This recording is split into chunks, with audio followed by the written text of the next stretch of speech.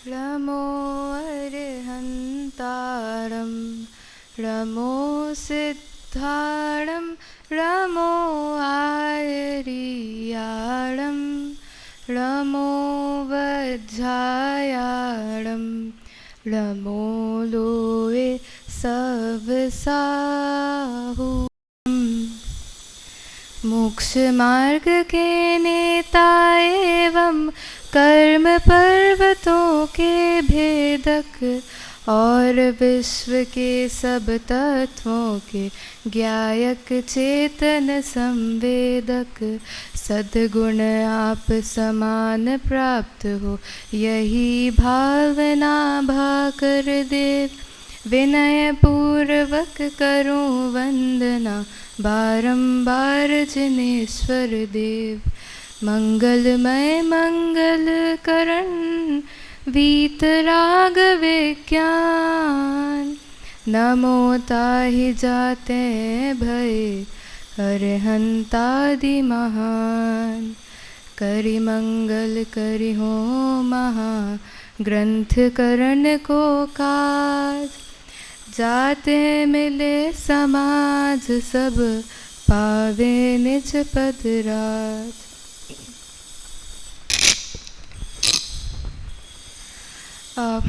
आपने बाहर में देखा होगा, हम जब भी कहीं बाहर जाते हैं तो सुना होगा कि काफ़ी लोग कहते हैं ये करो मुक्ति मिलेगी, ऐसा करो मुक्ति मिलेगी, इतना दान दो मुक्ति मिलेगी, ये बनवाओ वो करो, इतना सब करो, इन सब से मुक्ति मिलेगी। तो आज हम इस विषय पर चर्चा करेंगे कि सच्ची मुक्ति क्या है और सच्चा मुक्ति का मार्ग क्या है। ठीक है, तो ये हम पुरुषार्थ सिद्धि उपाय इस ग्रंथ के आधार से हम इसकी चर्चा करेंगे, जिसके रचयिता हैं आध्यात्म रसिक आचार्य पूज्य आचार्य अमृतचंद आचार्य।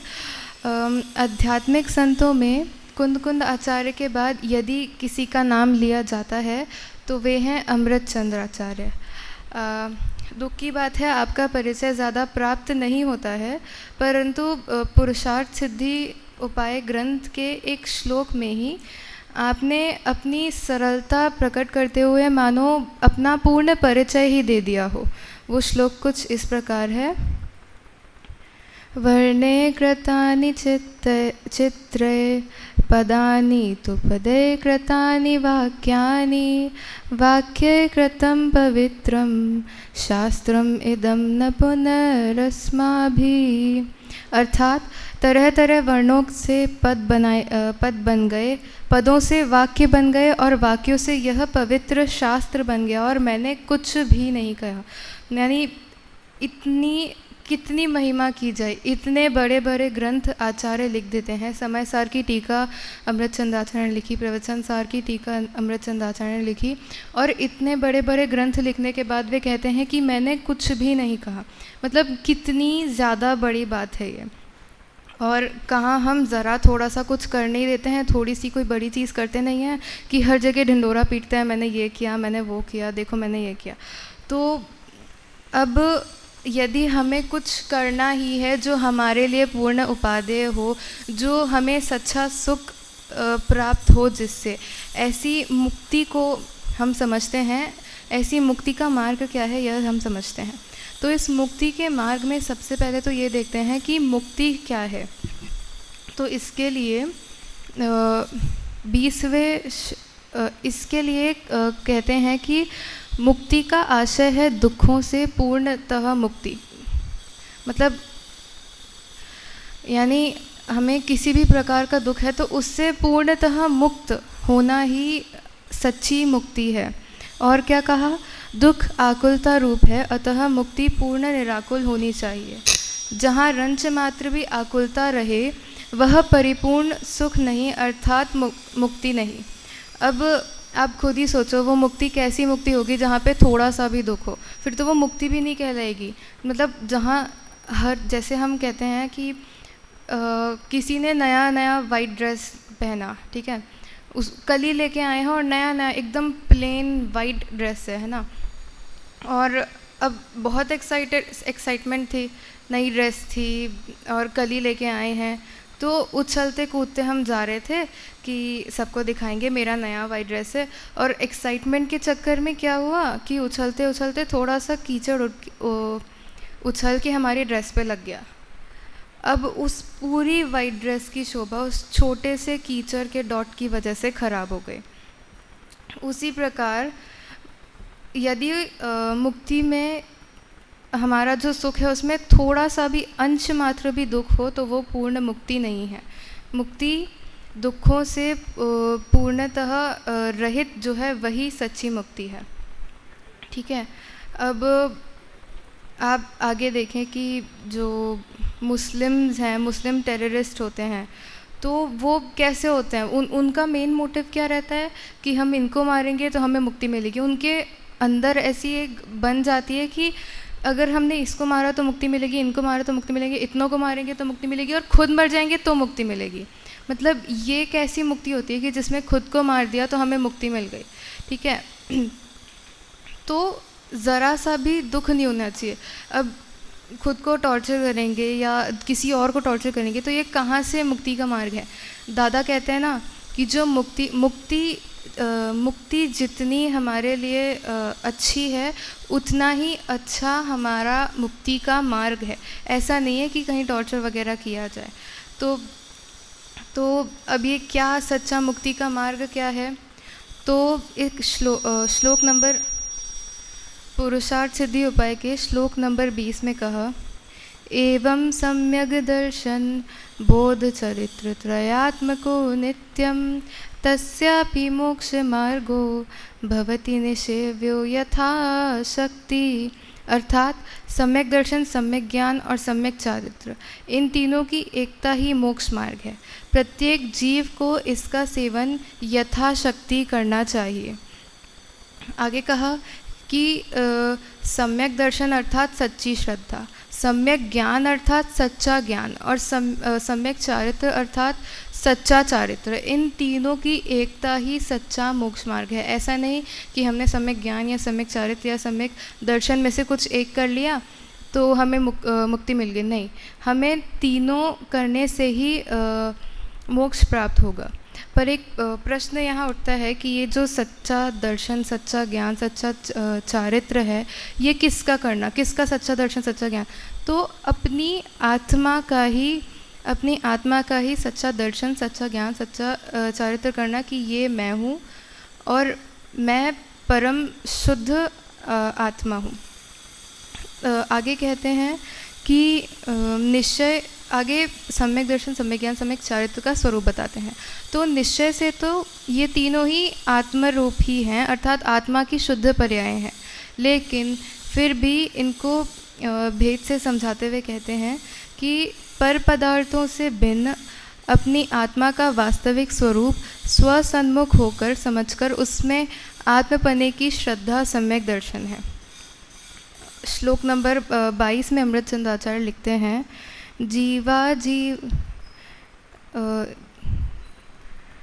जीवादीनां तत्वार्थानां सदैव कर्तव्यं श्रद्धानं विपरीताभिनिवेश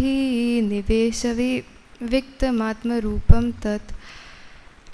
अर्थात विपरीत मान्यता से रहित जीवादिक तत्वार्थों का श्रद्धान अर्थात प्रतीति करना ही सम्यक दर्शन है। इसे प्राप्त करने का नित्य प्रयत्न करना चाहिए क्योंकि वह आत्मस्वरूप ही है।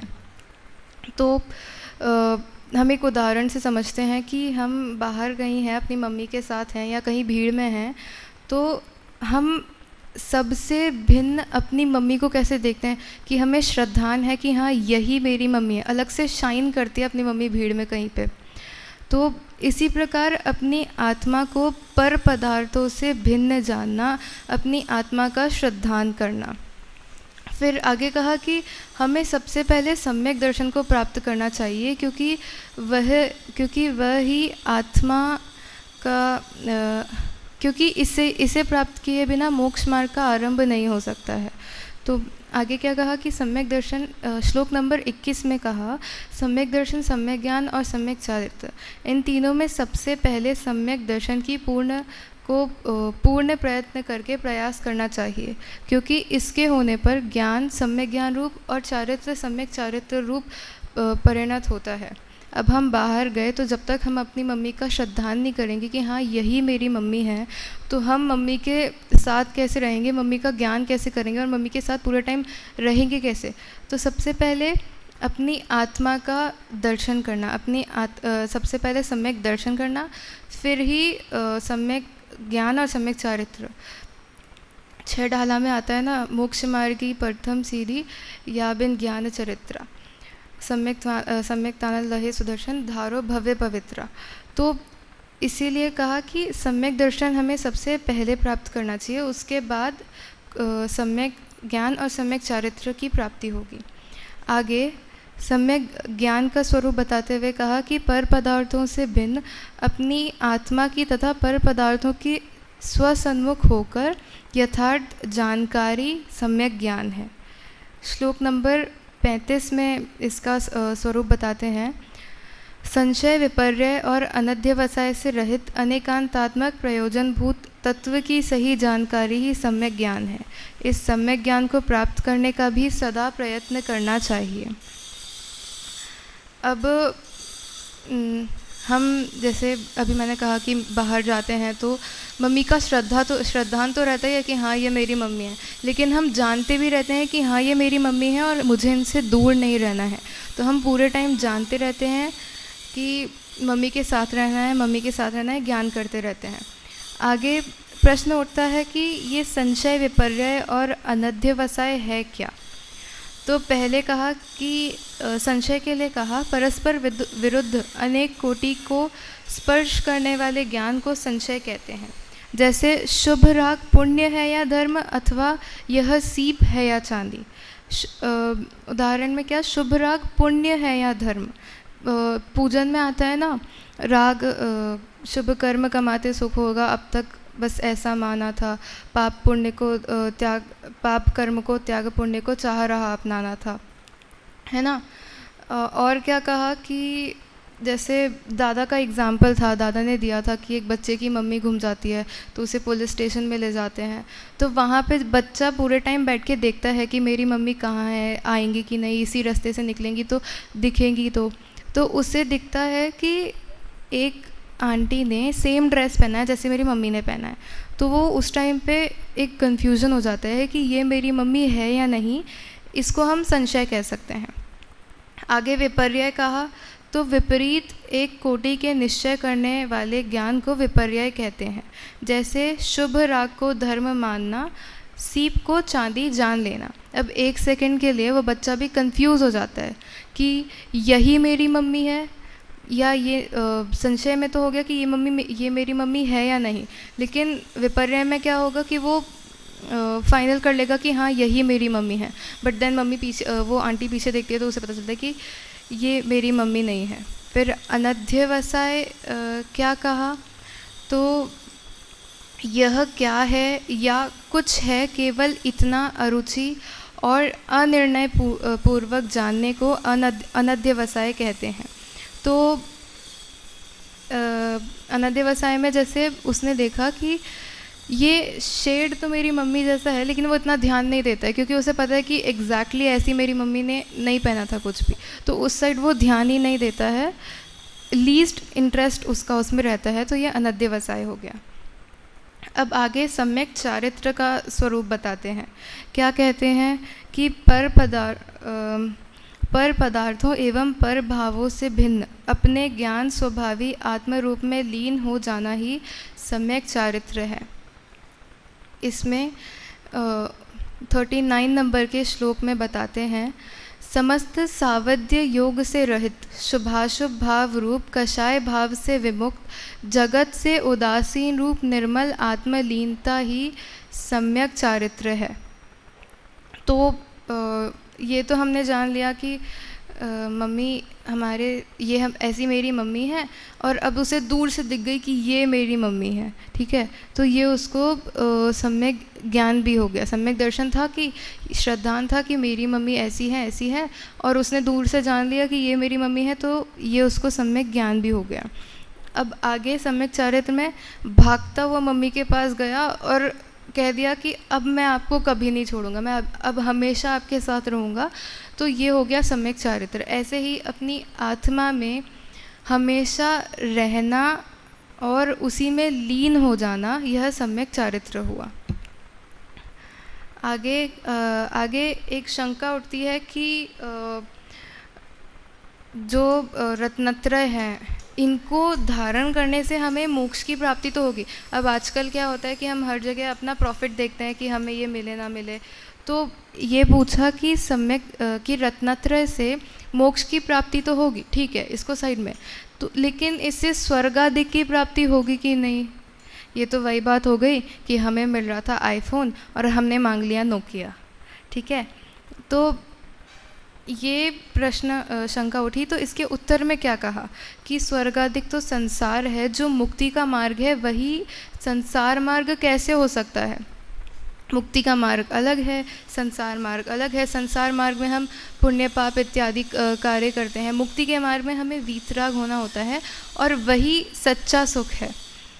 फिर स्वर्गादिक की प्राप्ति तो मुक्ति के मार्ग के प्रतीक को होने वाले हे रूप शुभाशुभ से देवायु आदि पुण्य का बंध होने पर सहज ही हो जाता है। मतलब इष्टोपदेश के चौथे श्लोक में कहते हैं, यत्र भावः शिवं दत्ते द्यौकी यद्दूरवर्तिनी यो नयत्याशु गव्योतिम क्रोशार्धे किम ससीदति। अर्थ, जिस प्रकार जिस मनुष्य में यह सामर्थ्य है कि वह किसी भार को खुशी खुशी 2 कोश तक ले जा सकता है, तब वह उस भार को आधा कोश ले जाने में खिन्न नहीं होता। आधा कोश ले जाना कुछ भी चीज़ ना समझकर तत्काल ले जाता है। उसी प्रकार जिस भाव में यह सामर्थ्य है कि उससे मोक्ष सुख की प्राप्ति हो जाती है, तो स्वर्ग सुख की प्राप्ति क्या चीज़ है? अर्थात अत्यंत कठिन मोक्ष सुख के मिल जाने पर आसान स्वर्ग सुख मिल जाने से कोई अड़चन नहीं आती। होता है ना कि हमारा स्वभाव है, हमारा आत्मा का स्वभाव ही जानना देखना है, लेकिन मोह राग द्वेष इत्यादि करके विकारी भाव करके हम चारों गतियों में घूमते हैं। तो जब हमारे पास इतनी सामर्थ्य है कि हम मोक्ष को प्राप्त कर सकते हैं, तो भी हम गतियों में घूमने के बहाने ढूंढते हैं। तो ये साक्षात मिथ्यात्व भाव है। जब आत्मा का स्वभाव है, आत्मा के पास इतनी सामर्थ्य है, हमारे अंदर इतनी सामर्थ्य है कि हम मोक्ष को प्राप्त कर सकते हैं, तो ये स्वर्गादिक को प्राप्त करना तो छोटी सी कोई चीज़ हो गई। आगे फिर एक और शंका उठती है कि जो ये रत्नत्रयधारी मुनिराज होते हैं, ये स्वर्गादिक क्यों जाते हैं? यदि हमारा स्वभाव मोक्ष जाना ही है, तो हम स्वर्गादिक क्यों जाते हैं? स्वर्गादिक की प्राप्ति क्यों होती है? सीधे मोक्ष की प्राप्ति हो।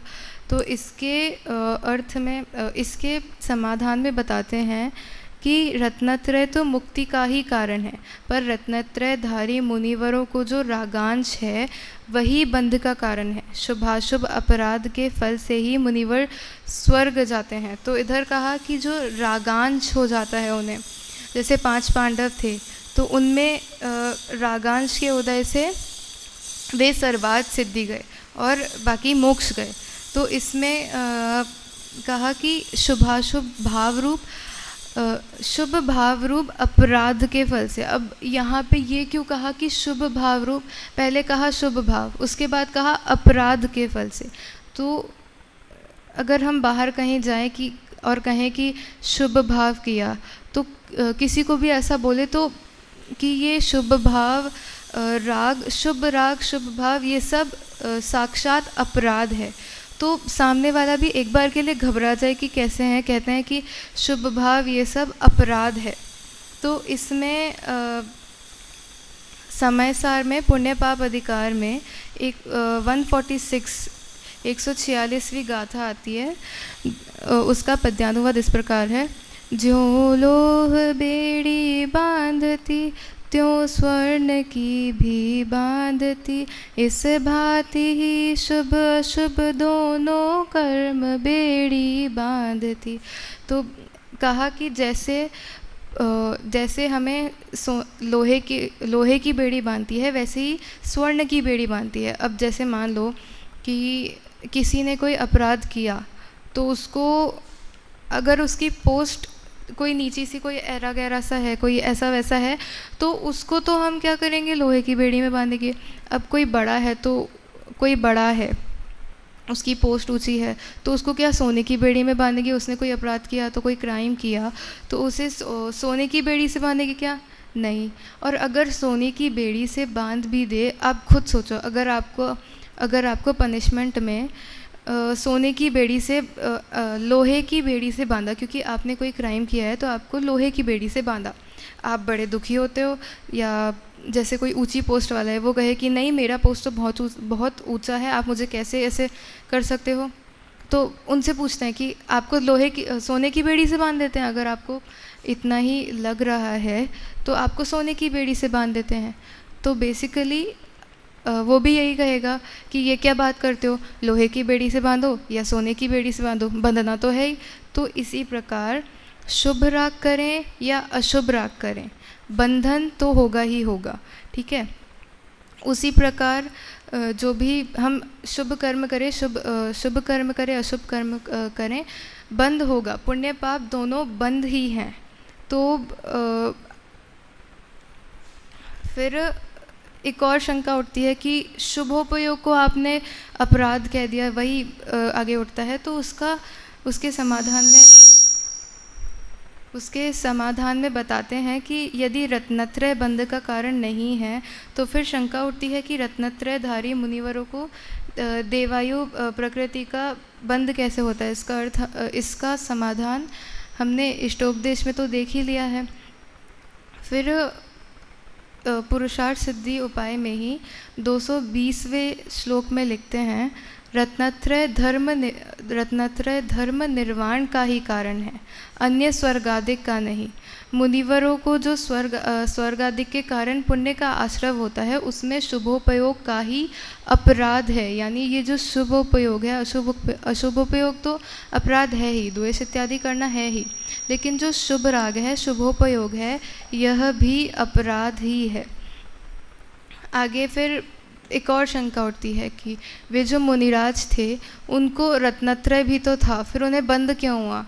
तो इसके उत्तर में, इसके समाधान में लिखते हैं कि जितने अंशों में रत्नत्रय है, उतने अंशों में अबंध है, जितने अंशों में रागादिक है, उतने अंशों में बंध है। इसमें श्लोक के माध्यम से समझाते हैं, येनांशेन सुदृष्टिस् तेनांशेनास्य बंधनं नास्ति, येनांशेन तु रागस् तेनांशेनास्य बंधनं भवति, येनांशेन ज्ञानं तेनांशेनास्य बंधनं नास्ति, येनांशेन तु रागस्तेनांशेनास्य बंधनं भवति, येनांशेन चरित्रं तेनांशेनास्य बंधनं नास्ति, येनांशेन तु रागस्तेनांशेनास्य बंधनं भवति। पुरुषार्थ सिद्धि उपाय के 212वें, 213वें और 214वें श्लोक में कहा गया है। अर्थ क्या? इस आत्मा के जिस अंश में सम्यक दर्शन है, उस अंश अर्थात पर्याय से बंध नहीं है, तथा जिस अंश से राग है, उस अंश से बंध होता है। जिस अंश से इसके ज्ञान है, उस अंश से बंध नहीं है, और जिस अंश से राग है, उस अंश से बंध होता है। आगे, जिस अंश से इसके चारित्र है, उस अंश से बंध नहीं है, और जिस अंश से राग है, उस अंश से बंध होता है। क्या कहा कि जैसे मुनिराज अपने ध्यान में लीन रहते हैं, तो कहते हैं ना कि जैसे हम भगवान आदिनाथ का उदाहरण लें, तो उन्होंने कितने समय तक उन्हें तपस्या की, तो भी उन्हें मोक्ष नहीं प्राप्त हुआ था। फिर भगवान बाहुबली ने भी कितने समय तक तप किया था। फिर भरत जो थे, चक्रवर्ती भरत जो थे, उन्होंने यहाँ मुनि दशा धारण की और यहाँ उनको मोक्ष हो गया अंतर मुहूर्त के काल में। तो अंतर मुहूर्त में मोक्ष हो सकता है। तो यहाँ पे कहा कि जो अंतर मुहूर्त है उनका जो उपयोग है वो अंतर मुहूर्त तक नहीं लग पाता है। किंचित कषायांश, किंचित रागांश, किंचित शुभोपयोग जो हमने कहा, उसके उदय से उन्हें बंद हो जाता है। तो क्या कहते हैं कि जितने अंश में उनका ध्यान है उतने अंश में उनकी शुद्धता रहती है, और जितने अंश में उनका राग है उतने अंश में उनको बंद होता है। इसी को ज्ञान, दर्शन और चारित्र के आधार से समझाया है कि जितने अंश में मुनिराज के सम्यक दर्शन हैं उतने अंश में तो उनका शुद्धोपयोग रहेगा, लेकिन कदाचित कुछ अशुभोपयोग आ जाता है या कुछ शुभोपयोग ही आ जाता है, तो उतने अंश में उनका शुभोपयोग का बंद होगा। फिर आगे इसी को ज्ञान में बताते हैं कि जितने अंश में उनके सम्यक ज्ञान है उतने अंश में तो उनके बंध नहीं होगा, उतने अंश में उनका शुद्धोपयोग रहेगा, लेकिन जितने अंश में उनके राग है उतने राग है, मिथ्या ज्ञान है या शुभोपयोग ही ले लो, तो उतने अंश में उनको बंध होगा। फिर आगे जितने चारित्र पर भी यही बात लगाई है कि जितने अंश में सम्यक चारित्र है उतने अंश में तो शुद्धोपयोग रहेगा, लेकिन जैसे ही उपयोग टूटा तो उस अंश में जो शुभोपयोग आया उसमें बंद हो जाता है, उस अंश में बंद हो जाता है। यानी एक लकड़ी को देखें तो उस लकड़ी को हम किसी भी साइड से पकड़ें, रहेगी तो वो सीधी ही, घूमेगी तो वो पूरे साइड उतनी ही, लेकिन किसी भी साइड से पकड़े तो वेट के हिसाब से हम माप लगा सकते हैं कि इस साइड से पकड़ा तो भी इतना पूरा हमारा उपयोग है। अब हमने उसे इस साइड से पकड़ा या इस साइड से पकड़ा, उपयोग तो उपयोग रहेगा, लेकिन आधा पकड़ा तो आधे अंश में शुभोपयोग, आधे अंश में शुद्धोपयोग। यहाँ से पकड़ा तो 3/4 में शुद्धोपयोग और बचे 1/4 में शुभोपयोग, इस प्रकार से कहा। अब इसे हम एक छोटे से उदाहरण के माध्यम से भी समझ सकते हैं कि दादा ने वही उदाहरण दिया था कि बच्चे को पुलिस स्टेशन ले जाते हैं कि तुम बैठ के यहाँ देखो तुम्हारी मम्मी को, तो बीच बीच में बच्चा अगर रो रहा है कि मुझे मम्मी की याद आ रही है, मम्मी क्यों नहीं मिल रही हैं, तो उसे खिलौने इत्यादि से, टॉयज़ वगैरह देकर उसका ध्यान हटाते हैं। तो जो उसका वो ध्यान हटाने का जितना काल है उसको हम बंद वाला काल कह सकते हैं, और जितने टाइम में वो अपनी मम्मी को ढूंढने का पूर्ण प्रयास करता है वो उसका शुद्धोपयोग वाला टाइम कह सकते हैं। फिर आगे अतः यदि हमें बंध का अभाव करना है, दुख को मेटना है, तो रत्नत्रय रूप परिणाम करना चाहिए। यही एकमात्र सांसारिक दुखों से छूटने के लिए सच्चा मुक्ति का मार्ग है। क्या कहा कि अगर हमें इस बंध का, ये जो अंश मात्र भी बंध है, अंश मात्र भी जो दुख है, कषायांश है, इससे भी हमें हटना होगा, तो हमें अपनी आत्मा का ध्यान करना होगा, अपनी आत्मा में ही जमना रमना होगा और रत्नत्रय रूप परिणमन करना होगा, और इसी से हमें सांसारिक दुख से पूर्ण मुक्ति मिलेगी। जैसे वो बच्चे को फाइनली उसकी मम्मी मिल गई कि उसने देखा उसका ध्यान यहाँ वहाँ हट रहा था, वो टॉयज़ से खेल ही रहा था कि उसे एकदम से उसका ध्यान वहाँ गया, उसने देखा कि अरे ये तो मेरी मम्मी है, तो वो सब भूल जाता है, क्या खिलौने, क्या खाना पीना, सब कुछ भूल के, सारे मोह राग द्वेष सब भूल के, अपनी सुध बुध सब भूल के भागता हुआ जाता है मम्मी के पास कि ये मेरी मम्मी है, मम्मी मुझे मिल गई है। उसी प्रकार अपनी आत्मा को पहचानना, अपनी आत्मा को अपनी उसी मम्मी के समान, जितना श्रद्धान, जितना ज्ञान, जितना चारित्र हम अपना मम्मी में, जितना राग हमारा है, उसी प्रकार अपनी आत्मा में ही लीन होना, वीतराग होना, अपनी आत्मा में ही जमना रमना, यही सच्चा मोक्ष मार्ग है। इसी प्रकार हम भी अपनी आत्मा में जमे रमे, इसी मंगल भावना के साथ जय जिनेंद्र।